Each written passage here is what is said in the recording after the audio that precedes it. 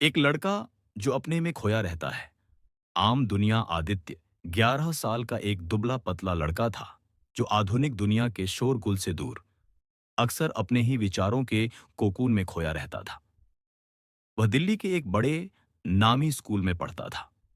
उसकी कक्षा में सब बच्चे तेजी से भागती दुनिया की बातें करते थे। नया video game, trending reels, sports. पर आदित्य का ध्यान हमेशा एक अजीब अस्पष्ट सी भावना पर टिका रहता था। स्कूल की कॉरिडोर में चलते हुए, क्लास में टीचर को सुनते हुए या रात को छत पर लेटे हुए उसे बार बार एक ही ख्याल आता था। ये सब ये सब मेरे साथ पहले भी हो चुका है। जब उसकी नई टीचर मिस शर्मा पहली बार क्लास में आई और ठीक उसी जगह खड़ी हुई जहां आदित्य ने सपने में उन्हें देखा था, तो उसके माथे पर पसीना आ गया। जब उसका दोस्त रोहित अपनी नई साइकिल का टायर पंचर करवा कर लाया, तो आदित्य चौंक गया, क्योंकि उसने ठीक वही दृश्य उसी रंग की साइकिल के साथ एक रात पहले देखा था। ये केवल देजावू नहीं था, ये एक झलक थी, एक टूटे हुए आईने की तरह जिसमें भविष्य और अतीत आपस में टकरा रहे थे। दो बुलाहट और इनकार, ये सिलसिला बढ़ता ही गया। एक शाम वह अपने लैपटॉप पर पुरानी फोटो देख रहा था। अचानक एक धूल भरी धुंधली सी तस्वीर पर उसकी नजर पड़ी। एक पुराना दरवाजा जिसकी चौखट पर एक अजीब सा संकेत बना हुआ था। जैसे ही उसने उस तस्वीर को झूम किया, एक झुनझुनी उसकी रीढ़ से गुजर गई। उसे लगा कि वह उस दरवाजे के पीछे क्या है, यह जानता है, बिल्कुल जानता है। अगली ही रात आदित्य को एक स्वप्न आया। वह उस दरवाजे के सामने खड़ा है। एक बूढ़ी प्रकाशमय महिला जिसके बाल चांदनी जैसे सफेद हैं, उसे आवाज देती है, बेटा आदित्य, तुम द्वारों के रक्षक हो। यह दुनिया एक चक्र है। जो तुम्हें दोबारा होने का एहसास होता है वह सच है। तुम्हें उस चक्र को समझना होगा। तुम्हें यह यात्रा करनी होगी। आदित्य घबरा गया। उसने खुद से कहा, मैं तो बस एक स्कूल जाने वाला लड़का हूं। मुझे बस मैथ्स का होमवर्क पूरा करना है, कोई चक्र या यात्रा नहीं करनी है।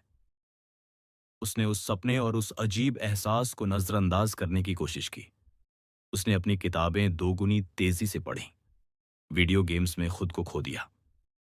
पर यह भावना एक जिद्दी परछाई की तरह उसका पीछा नहीं छोड़ती थी। गुरु का मिलना और सीमा पार एक दिन स्कूल लाइब्रेरी में वह एक किताब ढूंढ रहा था। अचानक उसकी नजर एक बेहद पुरानी, बिना शीर्षक वाली किताब पर पड़ी। उस किताब पर ठीक वही संकेत बना हुआ था जो उसने तस्वीर में देखा था। किताब के पहले पन्ने पर एक छोटा सा नोट था जो शायद कई साल पुराना था।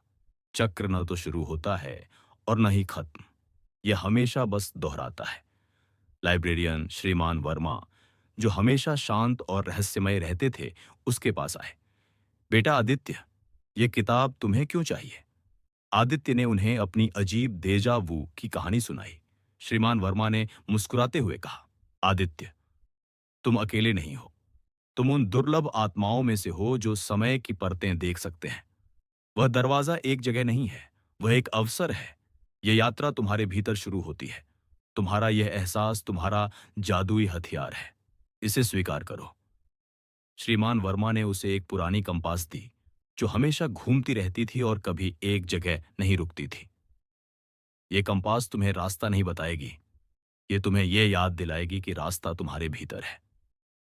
इस बार आदित्य ने इनकार नहीं किया। उसने अपनी डर पार करने का फैसला किया।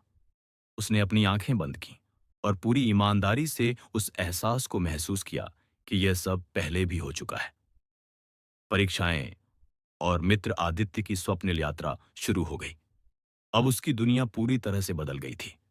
हर बार जब उसे दोहराव का एहसास होता, तो कंपास की सुई तेज नाचने लगती। पहली परीक्षा, मैथ्स का एक बेहद मुश्किल टेस्ट। जब उसने प्रश्न पत्र देखा तो उसे लगा कि वह यह टेस्ट पहले दे चुका है। उसने उन उत्तरों को याद करने की कोशिश की जो उसे पिछली बार याद थे। यह उसकी स्मृति और भ्रम के बीच की लड़ाई थी। मित्र, उसकी क्लास की सबसे शांत और पढ़ने वाली लड़की, सानवी, जिसने नोटिस किया कि आदित्य कितना बदला हुआ है। जब आदित्य ने उसे अपने दोहराव के एहसास के बारे में बताया, तो उसने मजाक नहीं उड़ाया, बल्कि गणित की मदद से पैटर्न ढूंढने में उसकी मदद की। सानवी उसकी पहली वास्तविक सहयोगी बनी। शत्रु, स्कूल का बुलिंग करने वाला लड़का विक्रम। विक्रम आदित्य को लगातार कमजोर और पागल महसूस कराता था। एक दिन जब आदित्य ने देखा कि विक्रम एक छोटे बच्चे को तंग कर रहा है, तो उसे यह दृश्य पहले से पता था। उसने अपनी इस पूर्व ज्ञान का इस्तेमाल किया और विक्रम को चकमा देकर उस बच्चे को बचा लिया। यह चक्र उसे एक भविष्यवक्ता की तरह नहीं, बल्कि एक प्रेरित खिलाड़ी की तरह महसूस करा रहा था, जिसे खेल के अगले मूव्स पहले से पता थे।